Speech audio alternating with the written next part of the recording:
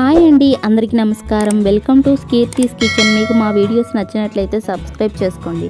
Today recipe only ఒక tomato, ఒక onions తోటి నలుగురికి ఈజీగా సరిపోయేటటువంటి బాయిల్డ్ ఎగ్ ఫ్రై ఏ విధంగా చేసుకోవాలి. ముందుగా దీనికోసం ఒక 3 గుడ్లను తీసుకొని ఉడికించుకొని తొక్క తీసుకొని సిద్ధం చేసుకోవాలి. ఒక కడాయి పెట్టుకొని అందులో ఆయిల్ని యాడ్ చేసుకోవాలి.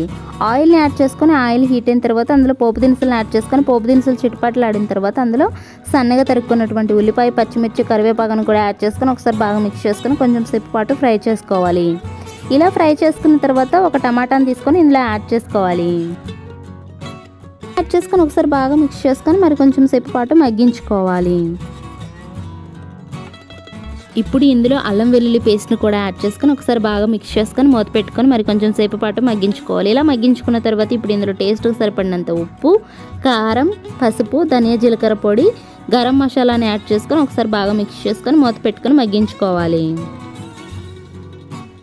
ఇలా మగ్గించుకున్న తర్వాత ఇప్పుడు ఇందులో ముందుగా మనం ఉడికించి కట్ చేసుకున్నటువంటి ఎగ్స్ని యాడ్ చేసుకోవాలి. ఇలా గుడ్లన్నిటినీ కూడా యాడ్ చేసుకొని మూత పెట్టుకొని 2 నిమిషాల పాటు మగ్గించుకోవాలి. ఇలా మగ్గించుకున్న తర్వాత ఇంకొక సైడ్కి కూడా తిప్పుకొని మరి ఒక 2 నిమిషాల పాటు మగ్గించుకోవాలి.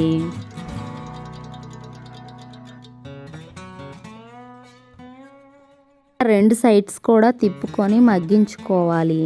ఇలా మగ్గించుకున్న తర్వాత మరి ఒకసారి వీటిని తిప్పుకొని ఇష్టం ఉన్న వాళ్ళు పైనుంచి కొత్తిమీరని యాడ్ చేసుకుంటే కర్రీ ఫ్రై అనేది తయారవుతుంది.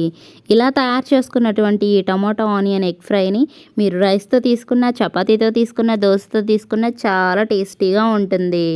మీకు కనుక ఈ వీడియో నచ్చినట్లయితే లైక్ చేయండి, షేర్ చేయండి, కామెంట్ చేయండి, సబ్స్క్రైబ్ టు మై ఛానల్. ఈ వీడియో చూసిన ప్రతి ఒక్కరికి చాలా థ్యాంక్స్.